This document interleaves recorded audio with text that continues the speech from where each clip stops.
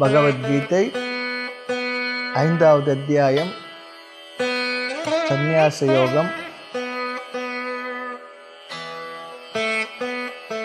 10வது வகுப்பு 15வது ஸ்லோகம். நாதத்தே கஷ்யசித் பாபம் நச்சைவ சுக்ருதம் விபுஹு அஜ்ஞானேனாவ்ருதம் ஞானம் தேன முஹ்யந்தி ஜந்தவஹ. நாதத்தே கஷ்யசித் பாபம் நச்சைவ சுக்ருதம் விபுஹு அஜ்ஞானேனாவ்ருதம் ஞானம் தேன முஹ்யந்தி ஜந்தவஹ.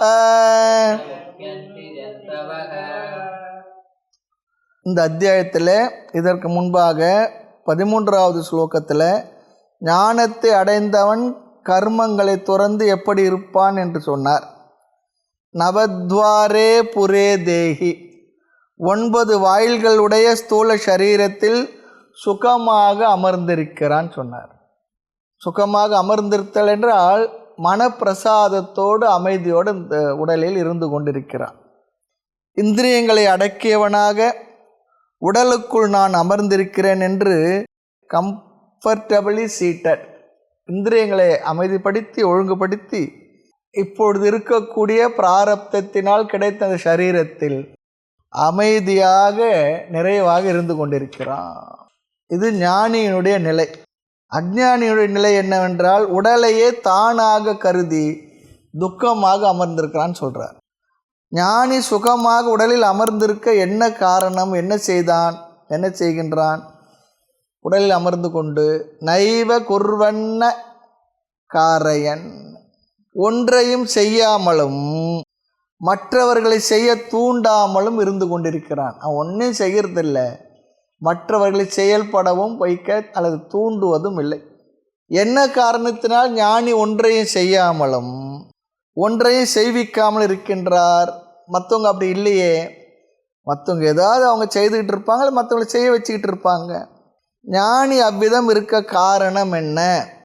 ஞானி நான் அகர்த்தாவாகி ஆத்மா என்று புரிந்து கொண்டதனால், ஆத்மா ஒன்றையும் செய்வதுமில்லை செய்விப்பதுமில்லை என்பதை அறிந்து கொண்ட காரணத்தினால், ந கர்த்திருவம் ந கர்மாணி லோகஸ்ய ந சிருஜதி பிரபுகு, ஒன்றையும் செய்வதுமில்லை செய்விப்பதுமில்லை. காரணம் ஆத்மா என்று தன்னை புரிந்து கொண்டு அந்த ஆத்மாவாகவே அவன் இருப்பதனால்.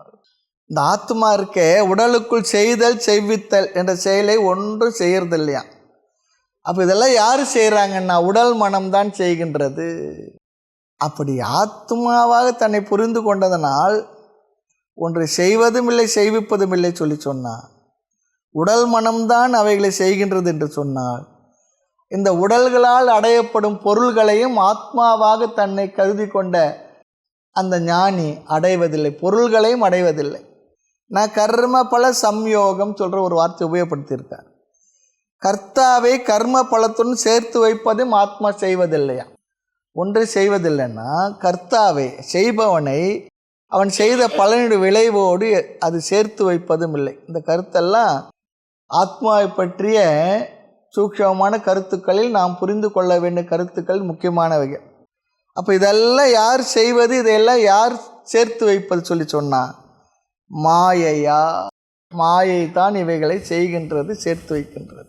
இங்கே மாயை சொல்லி சொன்னால் மாயையுடன் கூடிய ஈஸ்வர தத்துவம் சொல்லி அர்த்தம். மாயையுடன் கூடிய ஈஸ்வர தத்துவம் செயலை செய்து கொண்டும் செய்வித்து கொண்டும் தூண்டிக்கொண்டும் இருக்கின்றார். ஆகவே ஜீவனும் என்ன, அவனும் தன்னை ஜீவனாக கருதி கொண்டால் கர்த்தா செய்பவனாக இருக்கட்டுமே செய்விப்பவனாக இருக்கட்டுமே என்றால், இங்கே சில பேர் என்ன சொல்கிறாங்களாம், பகவான் தான் நம் மனதுக்குள்ளே இருந்து கொண்டு அவர் விருப்பப்படி தான் நம்முடைய எல்லா செயல்களையும் செய்து கொண்டுள்ளார், செய்விக்கின்றார். நான் இதற்கு பொறுப்பில்லை என்று சில பேர் அப்படி கருதுகின்றார்களாம். அப்படி என்றால் ஈஸ்வர தத்துவமானது எப்படிப்பட்டது, அதை நாம் சின்னதாக ஒரு சிறிய விசாரம் செய்ய போகிறோம். அது புரியணும் நமக்கு. பகவான் தான் செய்கிறார், பகவான் தான் என்னுள்ள நிலத்தை ஆட்டுவிக்கிறார், அவர் தான் ஆட்டுவிக்கிறார், நான் ஆடுகிறேன்னு சொல்கிறோம் இல்லையா.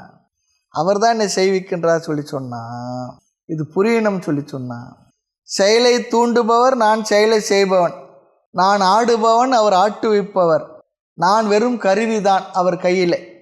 பகவான் நிமித்த மாத்திரம் பவசவ்ய சாச்சின் அப்படி சொல்லி வேற, நீ கருவியாக மட்டும் என்னிடத்தில் இருப்பாயாக என்று சொல்லுகின்றார். இதெல்லாம் நான் தான் செய்கின்றேன் என்று பகவான் ஒரு வார்த்தையை சொல்லியும் இருக்கின்றார். அது மட்டும் இல்லை, ஈஸ்வரனுடைய லட்சணத்தை சொல்லும் பொழுது அனைத்துக்கும் காரணமானவர் ஈஸ்வரன் என்ற வார்த்தையும் வருகின்றது. அனைத்துக்கும் காரணமானவர் ஈஸ்வரன். பிரம்மசூத்திரத்தில் ஜென்மாதியஸ்ய யதாக அப்படி ஒரு வார்த்தை வருது பிரம்மசூத்திரத்தில். ஜென்ம என்றால் பிறப்பு, ஸ்திதி என்றால் இருத்தல், அப்புறம் அழிவு, பிரளயம். இந்த மூன்றையும் நான் செய்பவர் அந்த ஈஸ்வரன் சொல்லி வருது. அவரே நிமித்த உபாதாரண ஸ்திதி காரணம் என்று வருகின்றது. அவரே செய்பவர், இந்த உலகத்து இருப்புக்கு அவர்தான் காரணம், இதன் அழிவுக்கு அவர்தான் காரணம், அவருள்ளே அழிகின்றது என்றெல்லாம் நமக்கு சொல்லி அறிமுகப்படுத்தியிருக்கின்றது. அடுத்து கர்ம பல தாத்தா அப்படி ஒரு அர்த்தம் இருக்கின்றது ஈஸ்வரனுக்கு. நம்முடைய கர்மங்களையெல்லாம் அந்தந்த ஜீவர்களுக்கு பிரித்து கொடுப்பவர். இந்த ஜீவனுக்கு இந்த கர்ம பலன் என்று அவர்கள் செய்த செயலுக்குள்ள புண்ணியத்தையும் பாபத்தையும் சேர்த்து வைப்பவர், கொடுப்பவர் ஈஸ்வரன் என்றெல்லாம் நம்ம இதுவரையும் தெரிஞ்சு வச்சுருக்கோம். நமக்கு அதெல்லாம் சொல்லியிருக்காங்க. இதெல்லாம் எப்படி பகவான் இங்கே சொல்கிற கருத்துக்கும் இதுக்கும் எப்படி பொருந்தும்? எந்த செயல் செய்தாலும் செயல் செய்த பிறகு செயலானது அப்பொழுதே முடிந்து விடுகின்றது, நசித்து விடுகின்றது, செயல் சென்று விடுகிறது. செயல் செய்தோ செயல் முடிஞ்சு போச்சு. அதன் விளைவாகிய பாப புண்ணியம் என்கின்ற பலன் என்ன வரும்? அது கண்ணுக்கு தெரியுது, செயல் கண்ணுக்கு தெரியுது, செயல் முடிந்து விடுகின்றது. ஆனால் செயலுடைய விளைவாகிய பாப புண்ணியம் நமக்கு கண்ணுக்கு தெரியறதில்லை, ஆனால் வருகின்றது. ஆமாம், அந்த பாப புண்ணிய பலன் என்பது எப்படிப்பட்டது என்றால் அது ஜடம், பலன் அப்படியே இருக்குது, அவ்வளோதான். செயலை செய்த ஜீவனுக்கு அந்த புண்ணிய பாபத்தை யார் சேர்த்து வைப்பார்? அது ஒன்று இருக்கு. செயல் செய்கிறோம், செயல் முடிந்து விட்டது, அதனுடைய விளைவாகிய பாப புண்ணியம். நல்ல செயலாக இருந்தால் புண்ணியமும், தேவையில்லாத பாப செயலாக அது அதர்மமாக இருந்தால் அது பாபம். அந்த பலனானது ஜடம், அது தானே சென்று ஒருத்தரை சேர்த்து கொள்ளாது. எப்படி மாட்டு வண்டியில் மாடே சென்று தன்னை பூட்டி கொள்ளாது, அதை மாட்டையும் அந்த வண்டியும் சேர்த்து வைக்க கூட ஒரு ஆள் தேவை. அதுபோல் பலனாகி அந்த பாவ புண்ணியங்கள் தன்ன அளவில் ஜடம். அந்த பலனை யார் செய்தார்களோ அவர்களுக்கு கொண்டு சேர்க்கின்ற ஒரு தத்துவமானது இருக்க வேண்டும். ஆமாம், அந்த பாவ புண்ணியத்தை சேர்த்து வைக்கக்கூடிய அறிவு தத்துவம் ஒன்று இருக்க வேண்டும். அந்த அறிவு தத்துவத்துக்கு பெயர் தான் நியந்தா. அந்த அறிவு தத்துவம் தான், நியந்தா தான் ஈஸ்வரன். இந்த ஜீவனுக்கு இந்த கர்ம பலன் என்று சம்பந்தப்படுத்தி அவரவர்கள் செய்த செயலின் பலனை தருபவர் ஈஸ்வரன். ஒரு பக்தன் பிரார்த்தனை பண்ணுறான், அந்த பாவங்களை எல்லாம் வாங்கி கொள்கின்றேன் என்று 9, 10வது ஸ்லோகங்களில் பகவான் சொல்கிறார். அவர் செய்வதாக நான் வாங்கிக்கிறேன்னு சொல்கிறார். அப்போது ஈஸ்வரனுடைய தன்மை என்ன? வாங்கிக்கிறேன்னு சொல்கிறாரு, பலனை எல்லாம் அவர்களுக்கு வாங்கி கொண்டு அவர்களுக்கு நன்மை புரிகிறேன்னு சொல்கிறாரு. அப்போ செய்பவர் செய்விப்பவர் இதெல்லாம் வருகின்றது இல்லையா? ஆக ஹரிஹி சொன்னால் பாபானி இத்தி ஹரி, நம் பாபங்களெல்லாம் நீக்குபவர். ஹரின்னு சொன்ன அர்த்தம் என்னென்னா நம் பாபங்களை நீக்குபவர் ஹரி. ஹரி ஹரக சொன்னாலும் அதே அர்த்தம், நம்முடைய பாபங்களை எடுப்பவர். ஹரக என்றால் பாபங்களை எடுப்பவர், ஹரி என்றால் பாபங்களை நீக்குபவர் சொல்லி அர்த்தம். ஹரிலாம் சொல்கிறோம் இல்லையா? ஆக கர்ம பலனை தருபவர், கர்ம பல தாத்தா, நியந்தா, பாபத்தை நீக்குபவர், பலனை தருபவர். அதெல்லாம் எதனால் நடக்கின்றது? எந்த தத்துவத்தினால்? ஈஸ்வரன் என்ற ஒரு தத்துவம் இருப்பதனால். அது ஒரு அறிவு தத்துவம். அதனால தான் என்ன பண்ணுறோம், நல்ல செயல்கள்லாம் செய்து இறைவன் இடத்துல பிரார்த்தனை பண்ணுறோம். எனக்கு இதெல்லாம் கொடு, எனக்கு இதெல்லாம் நீக்குன்னு சொல்லி பகவான் இடத்துல வேண்டுகின்றோம்.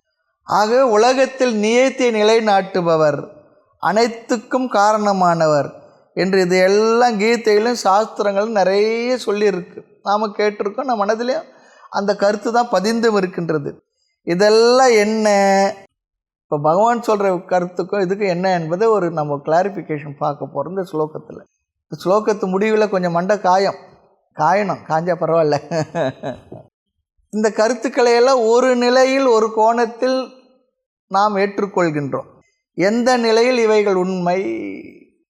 ஈஸ்வரன் என்பதில் 2 தத்துவங்கள் இருக்கின்றது. ஈஸ்வரன் என்பது 2 தத்துவங்கள். நிர்குண பிரம்மன், சகுண பிரம்மன். ஒன்று மாயை, இரண்டாவது ஈஸ்வரன் என்பதில் இருக்கிற சகுண பிரம்மனில் மாயையோடு கூடிய பிரம்மத்துக்கு பெயர் ஈஸ்வரன். இரண்டாவது மாயைக்கு இருப்பு என்ற தன்மையை தரும் பிரம்ம தத்துவம். அது அறிவு ஸ்வரூபம். பிரம்மம் சொல்லி சொன்னால் அது அறிவு ஸ்வரூபம், சைத்தன்ய தத்துவம். ஆக ஈஸ்வரன் என்பது பிரம்ம ப்ளஸ் மாயை சேர்ந்தது தான் ஈஸ்வர தத்துவம், சகுண பிரம்மம். இது ஒரு கருத்து. ஈஸ்வரன் என்றாலே பிரம்ம ப்ளஸ் மாயையோடு சேர்ந்த பிரம்மத்துக்கு பெயர் தான் ஈஸ்வரன். இந்த ஈக்குவேஷன் புரியணும். இது ஒரு கருத்து.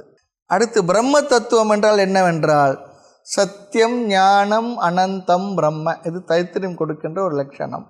இருப்பு, அறிவு, ஆனந்தம்.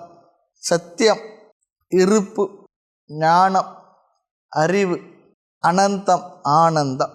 ஆக நித்தியமான என்றும் உள்ள பூர்ணமான அறிவு ஸ்வரூபமானது எதுவோ அது பிரம்மம் என்று சொல்லப்படுகின்றது. என்றும் உள்ள நித்தியமான அறிவு தத்துவம்.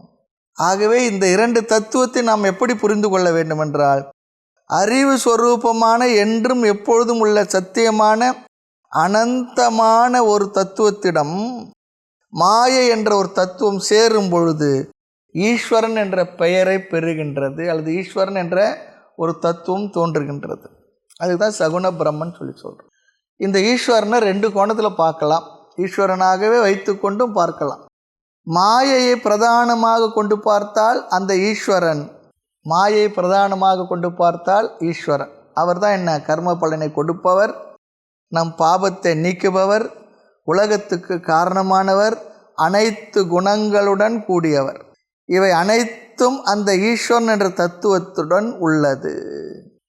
தங்கத்தை வளையலாக்கணும்னு சொல்லி சொன்னால் வெறும் தங்கத்தை நகையாக்க முடியாது, அதில் ஏதோ ஒன்று சேரணும். ஆமாம், அது போல். ஆக தங்கத்தை வளையலாக்கி பார்த்தால் அந்த வடிவத்துக்கு முக்கியம். வடிவத்தை நீக்கி பார்த்தால் என்ன? தங்கம் மட்டுமே இருக்கின்றது. வளையலோ செயினோ கம்மலோ ஏதோ ஒரு நகை. அந்த பெயர் வடிவத்தை நீக்கி பார்த்தால் அங்கு இருப்பது என்ன? தங்கமே.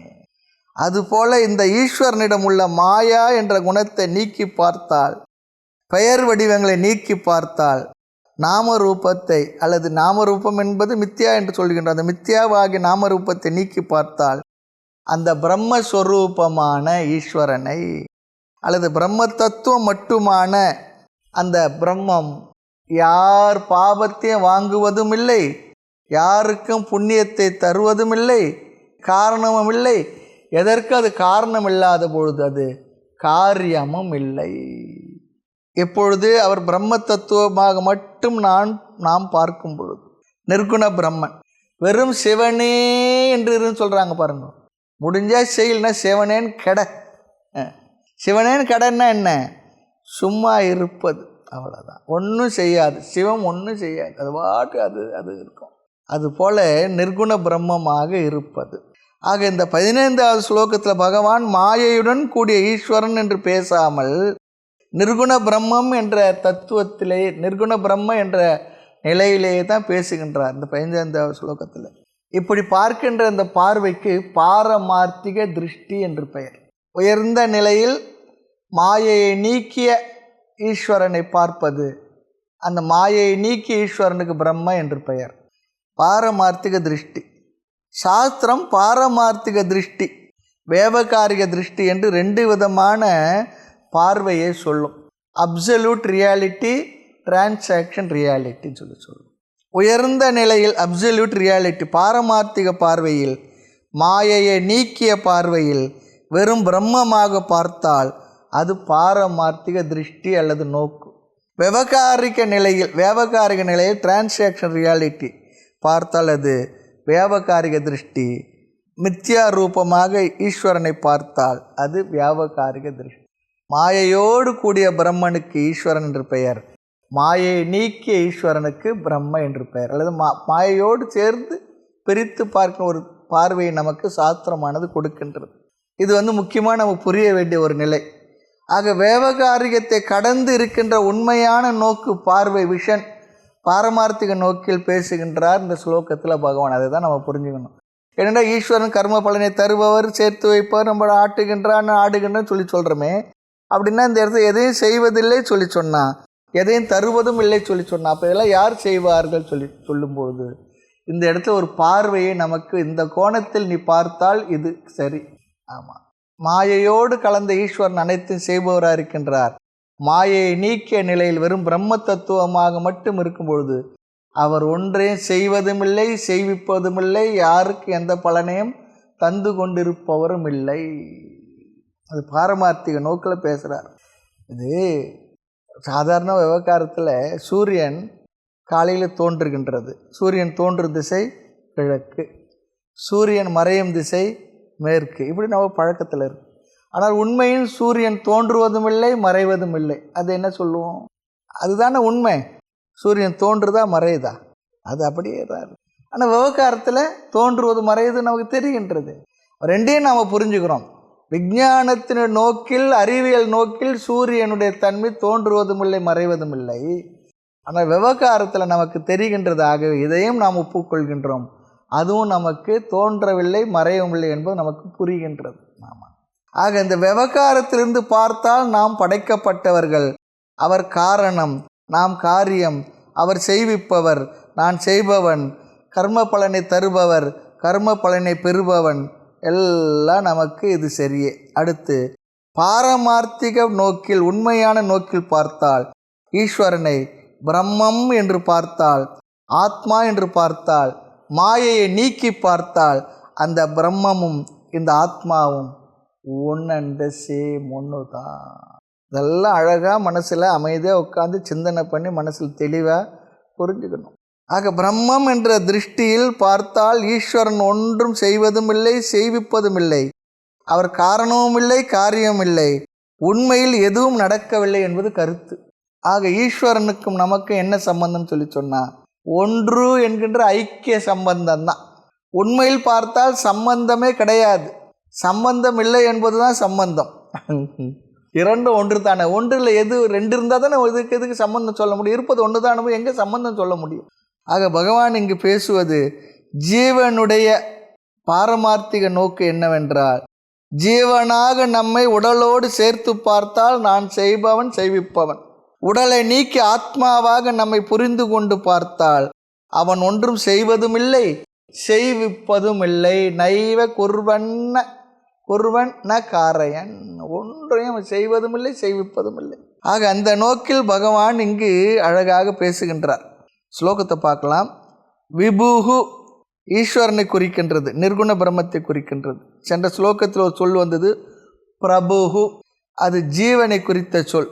இங்கு விபுகு என்றால் எங்கும் வியாபித்திருப்பவர் பரமேஸ்வரனை குறிப்பது. விபுகு சொல்லி சொன்னால் எங்கும் வியாபித்திருக்கின்ற பரமேஸ்வரனை குறிக்கின்ற ஒரு சொல். ஈஸ்வரனிடம் இரண்டு தத்துவம் இருக்கின்ற, இரண்டு தன்மை இருக்கின்றது. இங்கே பகவானுடைய கவனம் இதில் இருக்கு. மாயை நீக்கிய பிரம்மமாக ஈஸ்வரனை பார்த்து, பிரம்மஸ்வரூபமான ஈஸ்வரன் என்பது ஒன்றையும் செய்வதில்லை, எதையும் செய்வதில்லை. ந ஆதத்தே கஷ்யச்சித் பாபம், ந ஆதத்தே எடுத்துக்கொள்வதில்லை. ஆதத்தே என்றால் எடுத்துக்கொள்வது. எதை எடுத்துக்கொள்வதில்லை?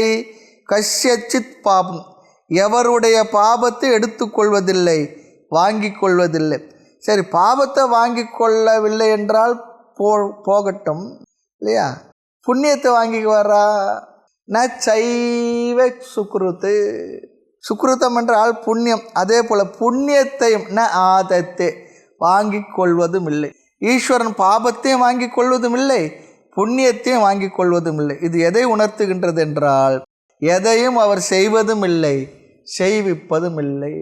ஆனால் இந்த உலகம் எல்லாம் அவரால் தானே இயங்குகின்றது சொல்லுகின்றோம் என்றால், அதுதான் பார்த்தோம்.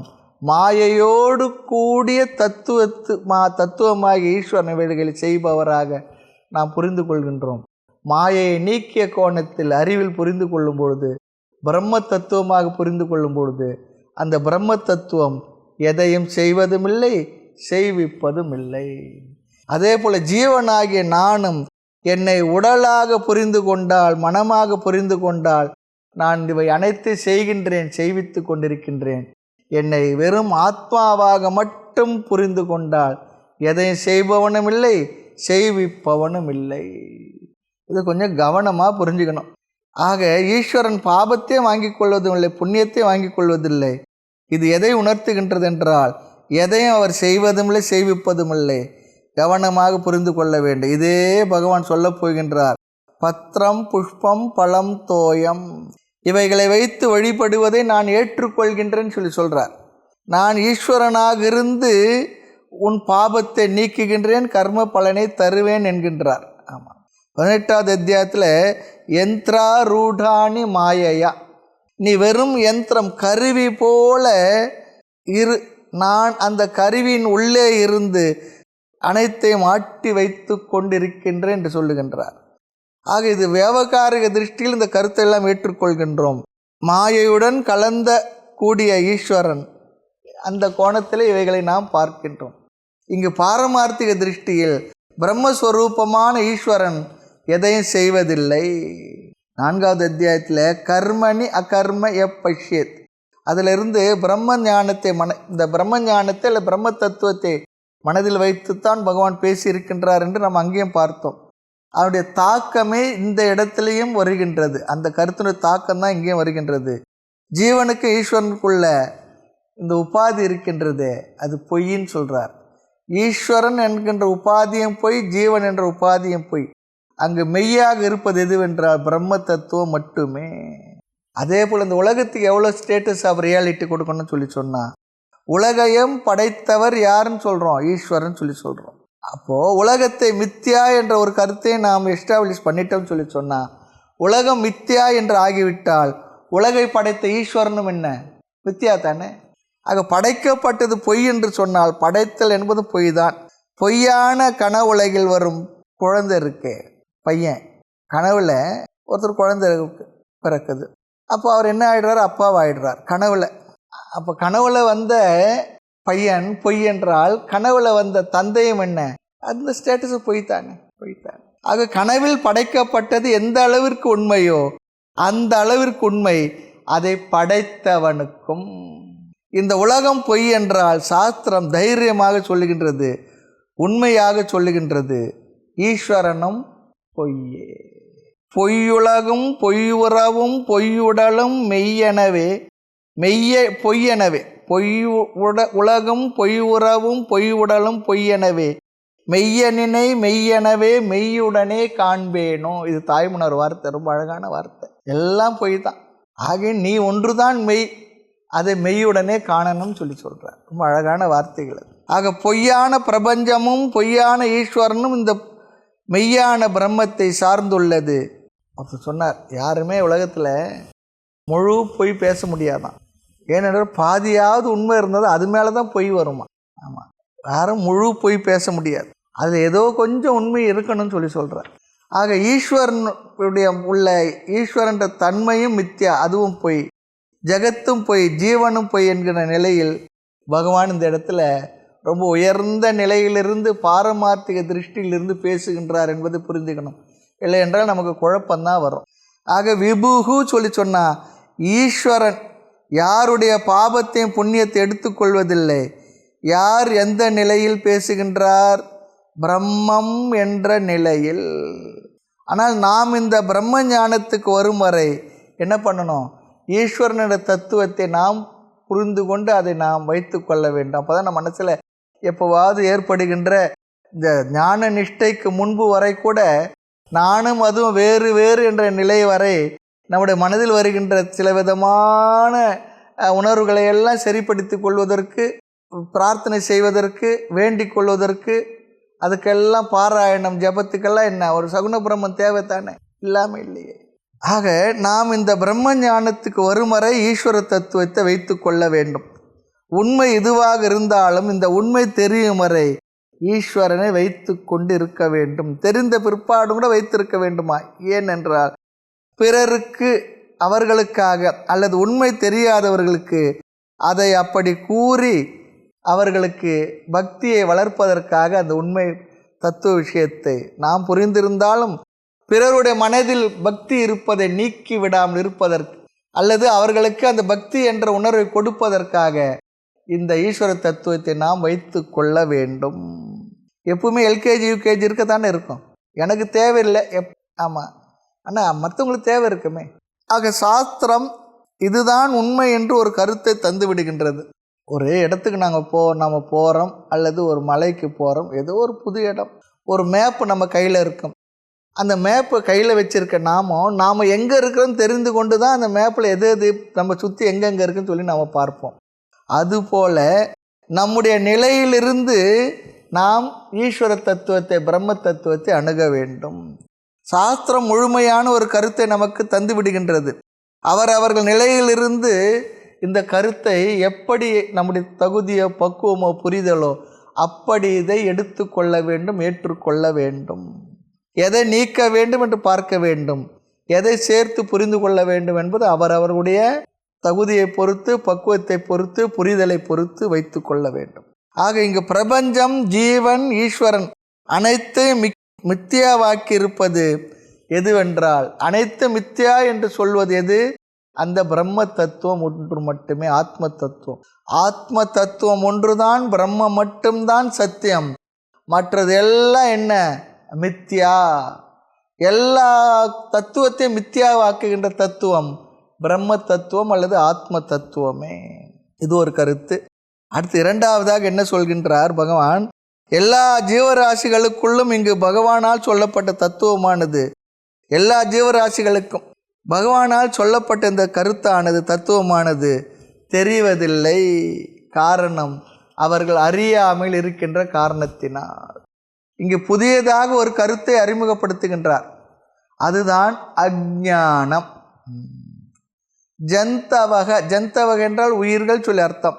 முக்கியந்தி, மோக வசப்பட்டிருக்கின்றது. எதனால்? மயக்கத்தினால் மோக வசப்பட்டிருக்கின்றது. எவைகள்? உயிர்கள். உயிர்களை பார்த்து சொல்லுகின்றார் என்றால் என்ன? நம்மை பார்த்து தான் சொல்றார். ஜந்தவக என்றால் ஜாயத்தே இதி ஜந்து.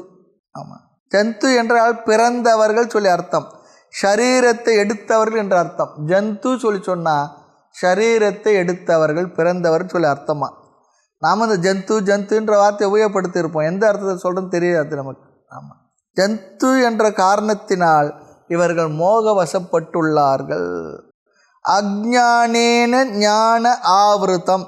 அஞ்ஞானத்தினால், அறியாமையினால், ஞான ஆவிருத்தம், அறிவு மறைக்கப்பட்டுள்ளதாம். அஞ்ஞானத்தினால், அறியாமையினால் அறிவு மறைக்கப்பட்டுள்ளது. இங்கு பிரித்து புரிந்து கொள்ளும் சக்தி அது இல்லை. ஆமாம், தேனக, அந்த காரணத்தினால் எல்லா ஜந்துக்களும் மோகவசப்பட்டுள்ளார்கள். இதெல்லாம் ரொம்ப முக்கியமான வார்த்தைகளாக நாம் எடுத்துக்கொள்ள வேண்டும். பிரம்மத்தை நாம் அடைய வேண்டிய அடுத்த ஒரு கருத்து இருக்குது. பிரம்மத்தை நாம் அடைய வேண்டும் சொல்கிறோம் இல்லையா? பிரம்மத்தை நாம் அடைய வேண்டிய அவசியம் இல்லை. ஏன் என்றால் அது என்றும் என்னால் அடையப்பட்டதாகவே இருக்கின்றது. நான் என்றுமே பிரம்மஸ்வரூபமாகத்தான் இருக்கின்றேன். எனக்கு புரியலை, அவ்வளவுதான். என்னால் ஏற்கனவே அடையப்பட்டது தான். நான் அதுவாகத்தான் இருக்கின்றேன். என்னுட்கலந்தாய் யான் அறியாதிருந்தாய் இறைவா இனியேன்னு சொல்கிறார். என்னையே எனக்களித்த நின்னையான நினைவனேன்னு சொல்ல என்னைத்தான் எனக்கு கொடுத்தார். அன்னை போலும் அருள்மிகுக்கும் மண்ணும் ஞான வரதனே என்னையே எனக்களித்த நின்னையான நினைவனே சொல்கிறார். ஆகவே பிரம்மத்தை நாம் அடைய வேண்டிய அவசியம் இல்லை. அது என்றும் அடையப்பட்ட ஒன்றாக நமக்கு இருந்து கொண்டிருக்கின்றது. இருந்தாலும் நாம் பிரம்மத்தை அடைந்ததாக, அறிந்ததாக, தெரிகின்றதாக என்றால், உணர்கின்றோமா என்றால் இல்லை. காரணம், அறியாமையால் அந்த அனந்தமான பிரம்மன் நம்மை விட்டு சென்று விட்டதைப் போல ஒரு உணர்வு நமக்கு இருக்கின்றது அறியாமையினால். அதனால தான் என்ன பண்ணுறோம்? துக்கத்தை அனுபவிக்கின்றோம். அந்த துக்கத்தை அனுபவிப்பதற்கு காரணத்தை சொல்கின்றார் பகவான். அஞ்ஞானம், அறியாமையினால் உண்மை நம்மிடம் மறைக்கப்பட்டுள்ளது, எடுக்கப்படவில்லை, மறைக்கப்பட்டுள்ளது சொல்கிறார். அஞ்ஞானத்தினால் உண்மையானது மறைக்கப்பட்டுள்ளதா, அறிவானது மறைக்கப்பட்டுள்ளது. உண்மையான ஆத்ம தத்துவம் நம்மிடம் இருந்து விலகி இல்லை. இப்போது நான் ஆத்மா என்று தெரிஞ்ச பிற்பாடு தான் நான் ஆத்மாவா? நான் ஆத்மான்னு தெரியாத போது நான் ஆத்மாவா இல்லையா? தெரியலனாலும் நான் ஆத்மா தான். அது எனக்கு இப்போ தெரியுறது, அவ்வளோதான். மறைக்கப்பட்டுள்ளது சொல்கிறார். எடுக்கப்படவில்லை, மறைக்கப்பட்டுள்ளது. உண்மையான ஆத்ம தத்துவம் புரியும் வரை, நமக்கு அது தெரியாத வரை, அதன் நம்மால் இழக்கப்பட்டது போல இல்லாததை போல நாம் உணர்கின்றோம், கருதுகின்றோம். ஆக உண்மையான ஆத்ம தத்துவத்தை புரியும் அறியும் திறனானது அறியாமையினால் மறைக்கப்பட்டுள்ளது. அப்போ ஆத்மாவை ஏதாவது மறைக்கணும்னு சொன்னால், மறைக்கிற ஒன்று ஆத்மாவை விட பெரியதாக இருக்குமா என்று கேட்டால் அப்படி இல்லை. இப்போது சூரியனை மறைக்கின்றது எது? மேகம். அப்போ சூரியனோட மேகம் பெருசா? இல்லை. சூரியனை நம்முடைய கண்களுக்கு மேகம் மறைத்துள்ளது, அவ்வளவுதான். சூரியனை மறைக்கிற சக்திக்கு மேகத்துக்கு இருக்கான்றால் இல்லை. அதுபோல் ஆத்மாவை மறைக்கின்ற ஒன்று ஆத்மாவை விட பெரியதாக இருக்குமா என்றால் அப்படி இல்லை. அறியாமையினால் நாம் அதை இழந்துள்ளோம், மறந்துள்ளோம், மறைக்கப்பட்டுள்ளது. அதுதான் அர்த்தம். ஆத்மாவை மறைப்பது என்பது ஆத்மாவை அறியும் திறனை மறைத்துள்ளது. அதான் சொல்றார். எது? அஞ்ஞானம். நா தத்தே கஷ்யச்சித் பாபம். பிரம்ம தத்துவத்தை அல்லது அதை புரிந்து கொள்கின்ற சக்தியானது மறைத்துள்ளது. ஆகவே என்னவா, எல்லா ஜீவராசிகளும் முக்கியந்தி மோகத்தை அடைந்துள்ளார்களாம். மோகம் என்றால் செய்கின்றேன், செய்விக்கின்றேன், கரோமி, காரயாமி என்பது இதெல்லாம் பாவனை. கர்த்திருவம், காரயத்தித்வம். ஆமாம், இந்த பாவனைகள் செய்கின்றேன், செய்விக்கின்றேன் என்கின்ற இந்த பாவனையினால், இவ்வாறு நினைத்ததனால் ஜீவர்கள் மோகத்தை அடைந்துள்ளார்கள். இது ஒரு கோணத்தில் நமக்கு ஒரு தெளிவுபடுத்துகிறார். நீ ஆத்மா ஒன்றை செய்வதும் இல்லை, செய்விப்பதும் இல்லை. ஆனால் நீ மோகத்தினால், அறியாமையினால் நீ செய்வதாகவும் செய்விப்பதாகவும் நினைத்து கொண்டுள்ளாய். இந்த நினைப்பினால் உன்னை நீ மறந்துள்ளாய், மறைந்திருக்கின்ற சொல்கிறார். அப்படிப்பட்டவர்கள் மோகத்தில் உள்ளார்கள். ஆக அறியாமுடைய விளைவு என்ன? மோகம். அஞ்ஞானம் காரணம், மோகம் காரியம் சொல்கிறார். மோகத்துக்கு காரணம் என்ன? அறியாமையினால் எனக்கு மோகமானது ஏற்பட்டுள்ளது. மோகம் என்பது ஒன்றை வேறொன்றாக புரிந்து கொள்வது, தவறாக புரிதல். ஆக அறியாமையை பற்றி அடுத்த ஸ்லோகத்தை மேலும் பேசுவார். ஆக கயிற்றை சரியான பார்வை இல்லாததன் விளைவாக அதை பாம்பாக பார்க்கின்றான். ஆமாம், அங்கே என்ன நடந்துள்ளது? கயிற்றின் மீது பாம்பானது ஏற்றி வைக்கப்பட்டுள்ளது, அத்தியாசம் நடைபெற்றுள்ளது. ஆக அத்தியாசம் என்றால் மோகம்.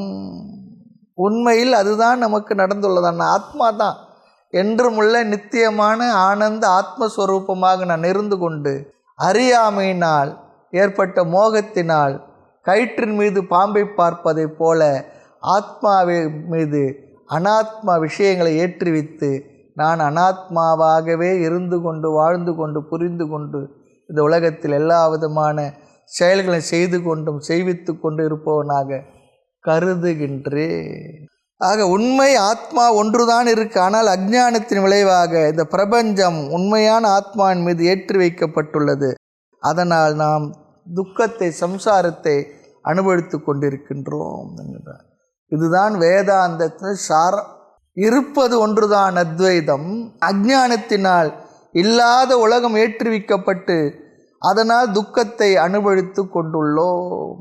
அப்போ மோகத்தை நீக்க வேண்டுமென்றால் மோக காரணமான அஞ்ஞானத்தை நீக்கணும். இங்கே சந்நியாசத்தை பற்றி பேசி வருகின்ற பகவான் ஏன் திடீரென்று வேதாந்த தத்துவத்தை பேசுகிறார்? அத்தியாயமே சந்நியாச யோகம் தானே, சந்நியாச தத்துவத்தை தானே பேசிட்டு வந்தார். திடீரென்று ஏன் வேதாந்தம் பேசுகின்றார்? அப்போ தான் நம்ம பார்த்தோம், கொஞ்சம் மண்டை காயணும், பொறுமையாக இருந்தால் இதை இன்னும் கொஞ்சம் நம்ம புரிந்து கொள்வோம். அடுத்து 16வது ஸ்லோகம். ஞானேன து ததஞானம் ஏஷாம் நாச்சிதமாத்மனஹ தேஷாமாதித்யவத் ஞானம் பிரகாஷயதி தத்பரம். ஞானேன து ததஞானம் ஏஷாம் நாச்சிதமாத்மனஹ தேஷாமாதித்யவத் ஞானம் பிரகாஷயதி தத்பரம். சென்ற ஸ்லோகத்தின் முடிவு, எல்லா விதமான துக்கத்துக்கும் சம்சாரத்துக்கும் காரணம் அறியாமை ஒன்றுதான் என்று அறியாமையில் கொண்டு வந்து நிறுத்தினார். நம்முடைய துயரத்துக்கு காரணம் அறியாமைத்தான் என்று ட்ரேட்ஸ் அவுட் பண்ணிட்டார். எல்லா இடத்திலும் ஆத்மா தான் இருக்கு, அதை தெரிந்து கொள்ளவில்லை என்ற காரணத்தினால், எனக்கு அது புரியவில்லை என்ற காரணத்தினால் அது நம்மை விட்டு எங்கும் செல்லாது, சென்று விடாது. நம்ம புரிந்து கொள்ளவே இல்லையேன்னு சொல்லி ஆத்மா நம்ம விட்டு ஓடி போயிடுமா? அது எங்கே ஓடுறது? எங்கே உள்ள ஆத்மா எங்கே ஓடுறது? வெறும் அறியாமை மட்டும் இருந்தால் நமக்கு பிரச்சனை இல்லை. பொதுவாக வாழ்க்கையில் அறியாமுடைய விளைவு இருக்கின்றது பாருங்கள், மோகம், அத்தியாசம். அதனால்தான் உயிர்கள் துயரப்படுகின்றார்களாம். கயிறு நமக்கு பிரச்சனை பண்ணலை, கயிற்று மீது ஏற்றி வைக்கப்பட்ட பாம்பு தான் நமக்கு பயத்தை கொடுத்தது. அறியாமுடைய விளைவு உள்ளதே மோகம், அத்தியாசம், அதுதான் உயிர்களுடைய துயரத்துக்கு காரணம். அஞ்ஞானத்தை அறிவினால் நீக்கிவிட்டால் பிரம்மத்தை இவன் அறிகின்றான். பிரம்மத்தை அறிய வழி மார்க்கம் என்ன? ஞானேன ஏவது கைவல்யம். ஞானத்தினால்தான் பிரம்மத்தை அடைய முடியும். பிரம்மம் வேறு எங்காவது இருந்தால், நமக்கு அந்நியமாக இருந்தால், அங்கு நாம் சென்று தவம் செய்து அதை அடைந்து விடலாம். ஆக பிரம்மத்தை அடையாதிருப்பதற்கு காரணம் அறியாமையே. என்னுடைய அறியாமை தான். நான் ஆத்மா என்ற அறியாமையில் மூழ்கியுள்ள காரணத்தினால், அனாத்மா வஸ்துக்களை நானாக கருதுவதனால், அந்த அனாத்மா வஸ்துக்களை நானாக கருதுகின்ற காரணத்தினால், அதிலிருந்து வருகின்ற விவகாரங்களினால் நான் துக்கப்படுகின்றேன், துன்பப்படுகின்றேன். ஆக பிரம்மத்தை அடையாதிருப்பதற்கு காரணம் அறியாமை சொல்லி சொன்னார். அப்போ அறியாமை போவதற்கு ஞானத்தை அடைய வேண்டும். அறியாமுடைய தன்மை, குணம் என்ன? அடுத்து நம்ம பார்ப்பதற்கு முதல் தன்மை, அறியாமைக்கு, அஞ்ஞானத்துக்கு சில தன்மைகள்லாம் இருக்குது. அது நம்ம பார்க்க போகிறோங்க, வித்தியாசமாக தான் இருக்க போகிறது. அறியாமையுடைய முதல் தன்மை அனாதி. அறியாமைக்கு தோற்றமே இல்லை. ஒருத்தர் கேட்டார், உங்களுக்கு சைனீஸ் பாஷை எப்பத்திலிருந்து தெரியாது, இல்லை சமஸ்கிருதம் எப்பத்திலிருந்து தெரியாதுன்னா, எந்த தேதியில் துவங்கியது சொல்ல முடியுமா? தேதி சொன்னால் அந்த தேதிக்கு முன்னே அந்த ஞானத்தோடு இருந்திருப்பேன் என்று அர்த்தமாயிடும். அந்த தேதியிலிருந்து தெரியாது, அது முன் தேதியிலிருந்து. ஆக அறியாமைக்கு தோற்றம் சொல்ல முடியாது. அது எந்த விதமான அறியாமையாக இருந்தாலும் சரி, அது எந்த விதமான அறியாமையாக இருந்தாலும் சரி, ஆத்மாவை பற்றி அறியாமையாக இருந்தாலும் சரி. ஆகவே அஞ்ஞானம் தோன்றுவதில்லை. அப்போ எதற்கு தோற்றம் இல்லையோ அதற்கு அழிவும் கிடையாது, இருக்க முடியாது. இதுதானே சரி, நியாயமான ஒரு கருத்து. இங்கே அப்படி சந்தேகம் வரும்பொழுது அஞ்ஞானத்திற்கு அது பொருந்தாது சொல்கிறார். அஞ்ஞான அனாதி சொல்லி சொன்னால் அதற்கு அழிவே இருக்காதே, தோற்றம் இல்லாதது அழியாதது சொல்லி சொன்னால் அஞ்ஞானத்திற்கு அது பொருந்தாது. இது ஒரு பெக்கூலியர் சொல்லி சொல்கிறார். இங்கு தோற்றம் இல்லை, ஆனால் ஞானத்தினால் அழியக்கூடியது. தோற்றமில்லாது அழியக்கூடாது தானே, ஆனால் அறிவினால் அழியக்கூடியதாக இருக்கு. அதனால தான் சொல்லுவாங்க, அறியாமை போனால் வராது, அறிவு வந்தால் போகாது. அறிவு வந்தால் போகாது, அறியாமை போனால் வராது. ஆகவே அறியாமை, அஞ்ஞானம், இதற்கு முதல் தன்மை அனாதி. இரண்டாவது தன்மை ஞானத்தினால் எது நாசமாகும், ஞான விரோதி, ஞான நாசியம் சொல்லி சொல்கிறார். இது ஒரு லட்சணம். முதல் கருத்து அனாதி, இரண்டாவது ஞான நாசியம், ஞானத்தினால் அழியக்கூடியது. பொதுவாக ஞானத்திற்கு எதையுமே நாசம் செய்கின்ற சக்தி கிடையாது, அஞ்ஞானத்தை தவிர. ஞானத்திற்கு வேறு எதையும் அழிக்கின்ற சக்தி கிடையாது, அறியாமையை போக்குவதை மட்டும் செய்கின்றது. அது ஒரு அறிவு எதையும் நீக்காது, கொண்டு வராது, உற்பத்தி செய்யாது. ஆனால் அறியாமை மட்டும் போக்கிவிடும். எந்த ஒன்றையும் செய்வது செயல்தான்.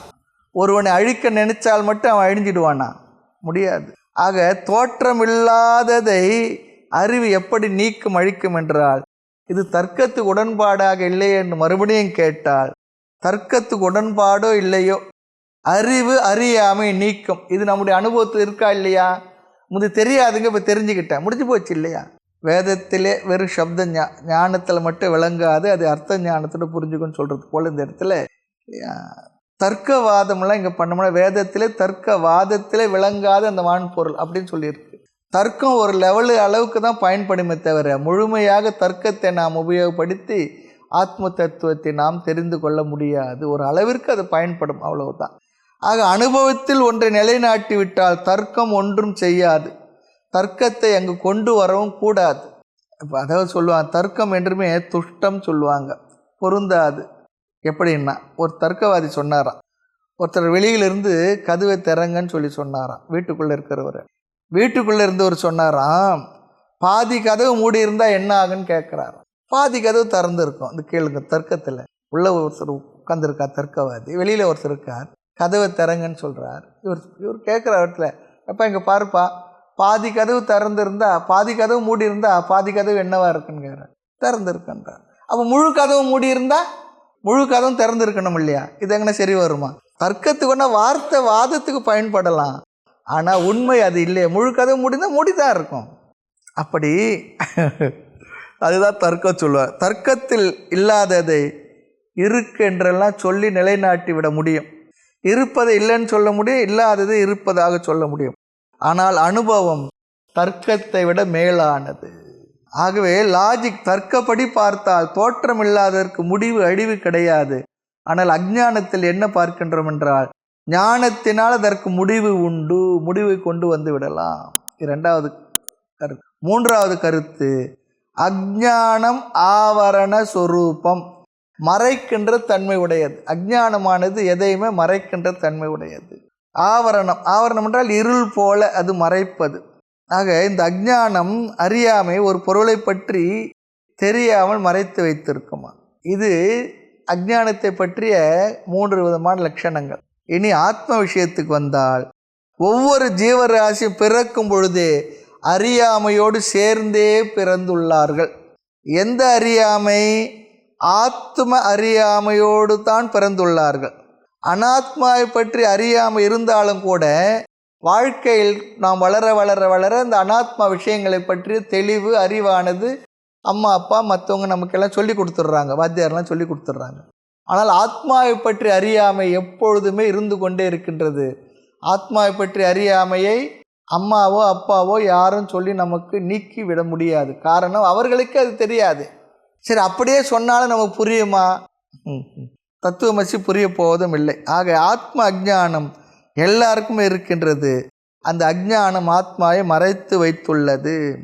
அப்படி சொரூபம் மறைந்த காரணத்தினால் நம் உடலை, மனதை, காரண சரீரங்கள் ஆத்மாவின் மீது ஏற்றி வைக்கப்பட்டுள்ளது. அதையே நாமாக, தானாக, நானாக புரிந்துள்ளேன். ஆனால் இந்த ஜீவன் என்ன நினைக்கிறானா, அதனால் இதை நான் செய்கின்றேன், அதை செய்கின்றேன்னு வேறு நினைக்கிறானா. கர்த்தாவாகி போக்தாவாகி பாப புண்ணியங்களை செய்து அந்த பாப புண்ணியங்களை சேர்த்து சம்சாரியாக இந்த உலகத்தில் உழன்று கொண்டுள்ளான். ஆகவே யார் அறிவினால் அஞ்ஞானத்தை நீக்குகின்றார்களோ அவர்கள் சூரிய பிரகாசம் எப்படி இரவை நீக்குமோ அப்படி அறிவால் அறியாமையை நீக்குகின்றார்கள். அதுதான் இங்கே பகவான் சொல்ல வருகின்ற கருத்து. ரொம்ப அழகான கருத்து. இந்த ஸ்லோகத்து முகவரி இதுதான். அடுத்து ஸ்லோகத்தை பார்க்கலாம். ஞானேன து தத்து அஜ்ஞானம் ஏஷாம் நாச்சிதம் ஆத்மனக.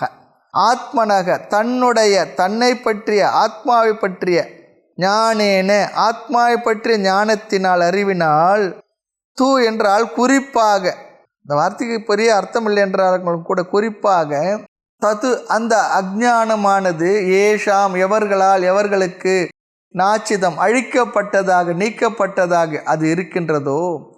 இங்கு பகவான் ஞானமானது அஞ்ஞானத்தை நீக்கும். ஆகவே அஞ்ஞானம் எவர்களுக்கு அழிக்கப்பட்டதாக இருக்கின்றதோ, நீக்கப்பட்டதாக இருக்கின்றதோ, இந்த இடத்துல ஆத்மனக என்பதில் என்ற வார்த்தையை 2 இடத்துல சேர்த்து அர்த்தத்தை புரிந்து கொள்ள வேண்டும். முதலில் ஆத்மாவை பற்றிய ஞானேன ஆத்மனக, ஆத்மாவை பற்றிய ஞானத்தினால். இரண்டாவது ஆத்மனக அஞ்ஞானம், ஆத்மாவை பற்றி அஞ்ஞானம் யாருக்கு நீக்கப்பட்டதோ. வேறு ஞானம் துயரத்தை நீக்குமான்னு சொல்லி கேட்டால் இந்த இடத்துல நீக்காது. ஏனென்றால் வேறு எவ்வளோ ஞானம் நமக்கு இருந்தும் கூட ஆத்மாவை பற்றிய ஞானம் இல்லாதனால தான் நமக்கு துயரம் போகலையே. ஆக ஈஸ்வரனை பற்றிய ஞானத்தினால் மட்டும் இந்த ஜீவனுக்கு முக்தி கிடைக்காது. அந்த ஈஸ்வரனும் நானும் ஒன்று என்பதனால்தான் முக்தி. இது ஒரு கருத்து. நான் ஜீவன் அல்லது ஆத்மா என்று புரிந்து கொள்வதால் மட்டும் நமக்கு முக்தி கிடைக்காது. நானும் அந்த ஈஸ்வரனும் ஏகமேவ அத்விதீயம் என்ற அறிவினால்தான், அத்வைத ஞானத்தினால்தான், ஐக்கிய ஞானத்தினால்தான் நமக்கு மோட்சம், நம்முடைய துயரம் அனைத்தும் நீக்கப்படும், முக்தி சொல்லி சொல்கிறார். ஆக நம்மை பற்றிய துயரம் நம்மை பற்றிய அறிவினால்தான் நீங்கும். நம்மை பற்றிய துயரம் நம்மை பற்றி தெரியாததனால் வந்தது. ஆகவே மீண்டும் சொல்கின்றார் பாருங்கள் 2வது வரியிலே, தேஷாம் அவர்களுக்கு ஆதித்யவத்து ஞானம், சூரியனைப் போல. ஆதித்யவத்து என்றால் சூரியனைப் போல என்ன செய்கின்றது? இந்த அறிவு இருக்கின்ற பொருளை காட்டி தருகின்றது. பிரகாஷயத்தி விளக்குகின்றது, காட்டி தருகின்றது. அதுபோல அறிவும் எதை காட்டி தருகின்றது என்றால் தத்து பரம், அந்த பரபிரம்மத்தை விளக்கி காட்டுகின்றது. அழகான வார்த்தை. இப்போ இருள் இருக்குது, உலகத்தில் எல்லா பொருளும் அப்படியே தான் இருக்குது. நம்ம வீட்டில் கூட அறையில் கூட எல்லா பொருளும் வெளிச்சத்தில் எது பார்த்தோமோ நாம் தான் வச்சுருப்போம். அது இரவு நேரத்தில் இருட்டிலே அந்த பொருள் அப்படியே தான் இருக்குது. அது நம்ம கண்ணுக்கு தெரிகின்றதா? தெரியல. அப்புறம் காலையில் வெளிச்சம் வந்தவுடனே எல்லாம் தெரிகின்றது. அது போலன்னு சொல்கிறார். சூரிய வெளிச்சமானது எப்படி எல்லா பொருளையும் காட்டி தருகின்றது, அது போல இந்த ஆத்ம ஞானமானது, அறிவானது அவனை, அந்த பரம்பொருளை அவனுக்கு விளக்கி காட்டி தருகின்றது. சூரியனை போல. ஆதித்யவத்து பிரகாஷயத்தி. ரொம்ப அழகான வார்த்தை. ஆத்மாவை பற்றி அஞ்ஞானம் யாருக்கு நீக்கப்பட்டதாக இருக்கிறது, அவர்களுக்கு ஆத்மாவை பற்றி ஞானத்தினால் சூரியனை போல அறிவானது பிரம்மத்தை விளக்கி காட்டுகின்றது. இங்கே பகவான் பேசுகின்றார், எல்லா விதமான துயர காரண அஞ்ஞானம், இது தெரிவதே பெரிய விஷயம். நாம் நம்முடைய துயர காரணம் என்று வேறு எதையோ நாம் நினைத்து கொண்டுள்ளோம். அதை நீக்குவதற்கு எதையோ செய்து கொண்டுள்ளோம். தலைவலிக்கு காரணம் பல்லா, அஜீர்ணமா, வேறு எதுவா நமக்கு தெரியறதில்லை. வேறு அது தெரியணும், அல்லது தெரியாமல் அதை நீக்க நம்ம என்ன முயற்சி பண்ணாலும் அந்த முயற்சி நமக்கு வெற்றி தருவதில்லை. அதுபோல் துயர காரணம் மேலோட்டமாக சிலதெல்லாம் நீக்கலாம். ஆனால் அடிப்படை காரணம் என்னவென்றால் அஞ்ஞானமே. இது ஒரு பெரிய ரகசியம் சொல்கிறார். இது ஒரு பெரிய ரகசியம், நமக்கு தெரியறதில்லை, நிறைய பேருக்கு புரியறதும் இல்லை. ஆக பகவான் அஞ்ஞானத்தையும் கொடுத்து, அஞ்ஞானத்தை கொடுத்துள்ளேன் என்பதையும் என்ன பண்ணியிருக்காருன்னா மறைத்து வைத்துள்ளார் சொல்கிறார். எனக்கு அறியாமை இருக்கின்றது என்பதும் எனக்கு தெரியல. ஆமாம், எனக்கு அஞ்ஞானம் இருக்குது என்பதும் தெரியாத அஞ்ஞானம். தெரிஞ்சாதான் நம்ம அந்த அஞ்ஞானத்தை நீக்கத்தை முயற்சி பண்ணுவோமே. இந்த இடத்துல அறியாமைத்தான் துயரக்கான என்பதை நாம் அறியாமல் நமக்கு மறைத்து வைத்துள்ளார் சொல்கிறார். வேதாந்தத்துக்கு வந்தவர்கள்லாம் நிறைய பேர் இருக்காங்க, ஜிக்ஞாசுகள் சொல்லுவோம் அவர்களே. ஜிக்ஞாசு என்றால் ஞாத்தும் இச்சுகு, அறிந்து கொள்ள வேண்டும் என்ற ஆசைதான் இருக்கும். நான் அறியாமல் இருக்கின்றேன் என்று அவர்கள் தெரிந்து வைத்துள்ளார்கள். எதை பற்றி அறியாமை? ஆத்மாவை பற்றி அறியாமை இருக்கின்றது என்று தெரிந்து வைத்துள்ளார்கள். அவர்களைத்தான் ஜிக்ஞாசு சொல்கிறோம். தெரியாது என்பது தெரிந்துள்ளது. தெரியாது என்பது தெரிந்துள்ளது. இந்த நாலு ஒரு சூத்திரம் போல விஷயத்தை சொல்கிற, அடுத்த வகுப்பில் மற்ற விஷயத்தை பார்க்கலாம். தெரியாது என்பது தெரியாது. தெரியாது என்பதும் தெரியாது. தெரியாது என்பது தெரியும். எனக்கு தெரியல, அது எனக்கு தெரிகின்றது. தெரியும் என்பது தெரியாது. தெரியும் என்பது தெரியாது. தெரியும் என்பது தெரியும். நான்காவது ஆள். அஞ்சாவது ஒரு ஆள் இருக்கார், தெரியாது, எல்லாம் தெரிஞ்சது போல நினச்சிக்கிட்டு இருப்பார். இந்த ஆள் தான் ப்ராப்ளம். மேலும் விஷயங்களை அடுத்த வகுப்பில் பார்க்கலாம். மூர்த்தி எல்லாம் வாழி, எங்கள் மௌன குரு வாழி, அருள் வார்த்தை என்றும் வாழி, அன்பர் வாழி, பராபரமே. ஓம் பூர்ணமத பூர்ணமிதம் பூர்ணாத் பூர்ணமுதச்யதே பூர்ணஸ்ய பூர்ணமாதாய பூர்ணமேவாவசிஷ்யதே. ஓம் சாந்தி சாந்தி சாந்தி. ஹரிः ஓம். ஸ்ரீ குருப்யோ நமः. ஹரிः ஓம்.